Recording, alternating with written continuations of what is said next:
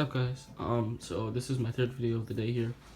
I'm looking to take this YouTube thing to a pretty high level here, so today I'm gonna be kind of asking if anybody knows how to fix this. So basically, what happens is once I click my PS4 button, right now it's not hooked up right now. But when I click my PS4 button, the power on button, it'll power on blue for a couple seconds, and it'll just shut off like that. So I just wanted to upload this quick video, ask you guys if you know what's wrong. And I kind of do, and I kind of don't know what's wrong.